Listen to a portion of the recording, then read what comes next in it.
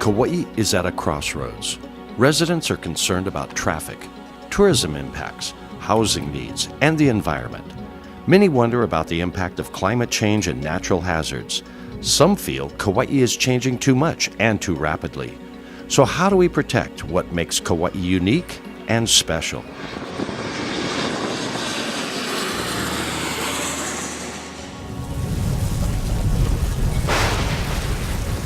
Change can be scary, but if we do not adequately plan for and manage change, we risk unintended consequences and having outside forces dictate what happens. This is why the county has a planning system to develop the plans, the laws, projects, and programs to deal with change and growth. Under a shared vision, our plans actually become an opportunity to become more resilient, sustainable, equitable, and healthy. However, this system only works when the community gets involved. Public participation is the cornerstone of our planning system. Unfortunately, many of our community plans are quite old, so there are many people that have not had the chance to participate in the process to develop a community plan.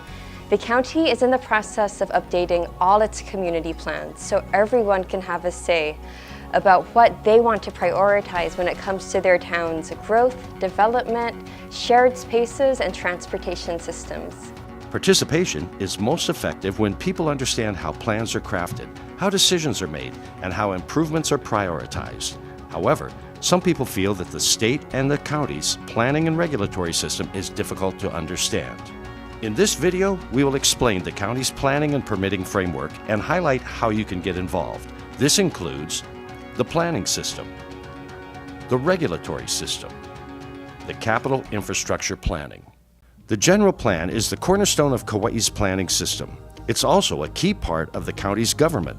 According to the county charter, the general plan guides all council actions. The general plan includes 4 goals and vision statements, 19 policies, 10 topical sectors, actions related to 41 subsectors, and illustrative maps.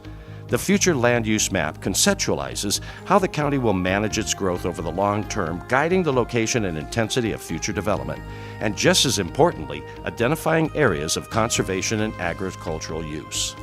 So once broad goals and visions are established in the general plan, the next effort really is to develop community plans at a regional scale. And these plans take those goals and visions and apply them, and are not intended to really be cookie cutter, but to recognize that each of our planning districts is unique. And these community plans are based on the people, the communities, the culture, the environmental setting, and the infrastructure that is set in each of these planning districts. It's an opportunity for community members to really participate and decide on what they want to see in their communities, on the forms of land use, on areas that really need to be protected, what type of streets do they want to see, and who should those streets really serve. These are all the types of decisions and land use decisions that are made at the community plan level. And it's a great opportunity for community members to get involved and be part of those important decisions. You can get involved by participating in the creation of these plans. Please visit kauai.gov/planning for more information. Keep in mind that ultimately, plans to shape development are implemented through actual permitting and construction of projects. This means that our regulatory permitting system must be aligned with our plans. The regulatory system is comprised of the Comprehensive Zoning Ordinance, also known as the CZO, the Subdivision Ordinance, and then also Chapter 10, also known as the Special Development Areas. The Hawaii State Land Use System is a 2-tiered system, with the state at the top and ultimately ceding authority down to the counties at the second level for zoning. At the top with the state land use system, you have 4 state land use districts. The conservation district is solely under the authority of the state and is for conservation purposes. The agricultural district is primarily for agricultural purposes. The rural district is for small acre or half-acre lots for residential and small farm purposes. And the urban district is for all of our urban uses, from residential to commercial uses. Within that authority, or from that authority, the counties have the ability to zone all the 3 districts, not including the conservation district. For the agriculture district, the counties have 2 primary zoning districts within it, and that is the open zoning district, which is for open space purposes or constraint district purposes, and the agricultural zoning district. And that again is also primarily for agricultural purposes within the county. Within the state land use rural district, the county has zoned primarily residential R1 and R2, which that connotation means 1 house per acre for R1, and R2 is 2 houses per acre. And that again is for small farms or small rural types of development. Now within the urban, and that's where much of the county's primary functions are, you have multiple county zoning districts. And those are the commercial district, which is for commercial purposes, the residential zoning district, which is for residential purposes, the resort zoning district, and the industrial zoning district. Now those zoning districts function in the common terminology is Euclidean zoning. You have residential here, you have commercial here, and you have industrial, all keeping them separate and apart from each other.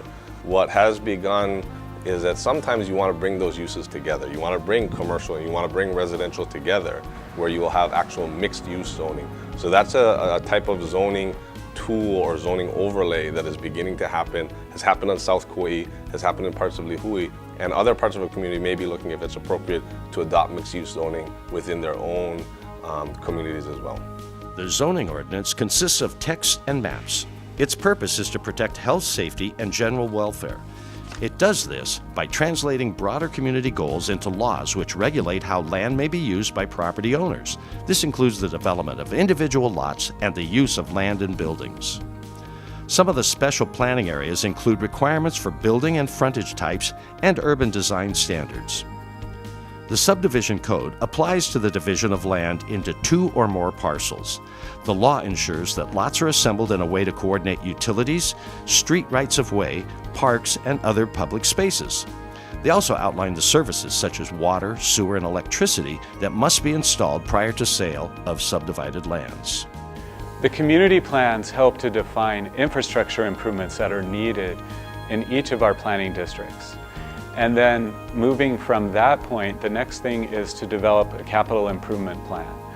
And by capital improvements, I mean the infrastructure, the public infrastructure that is needed. So that might include government buildings, parks, streets, affordable housing, all the things that your tax dollars go to actually build for the benefit of our communities. And there's really 2 aspects to the capital improvement process. One is the 6-year capital improvement plan, and this really strives to take the proposed infrastructure improvements in the community plans and put them into a 6-year plan that rolls every year so that we can start to see what is the mid-range planning needs or the mid-range capital needs to develop the infrastructure that's identified in the community plans. And then each year, County Council votes on the annual capital improvements, and that's where capital improvements are actually funded. So that wraps up our overview of the county's planning system. In summary, you can get involved in the following ways. Help monitor and review the implementation of the general plan. Read the general plan and see what partnership actions you can get involved with. If your community plan is being updated, actively participate in the process. Zoning and permitting. Follow the agendas for these, and when projects of interest arise, submit your testimony in writing or in person to the Planning Commission. Support zoning amendments that will implement our adopted plans and attend zoning training and workshops to understand how they work, especially if you're a landowner or a developer. If you really want to dive deep, volunteer to serve on the State Land Use Commission or the County Planning Commission. Be warned though, these are big jobs requiring public scrutiny and a substantial multi-year volunteer commitment. Capital improvement planning makes sure your community plan reflects the priorities most important to your community, then advocate for these improvements during the annual budget process. There are a lot of ways that you can get involved with the capital improvement process. First of all, make sure that in your community plan that the infrastructure improvements that you want to see are included in the plan. Next, during the annual capital improvement process, make sure that those infrastructure improvements that you want to see get built are funded as part of the County Council's annual budgeting.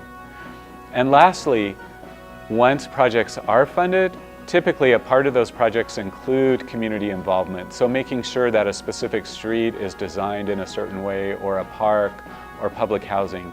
Typically, all of those projects have a community involvement process, and you can get involved at that very detailed level as well.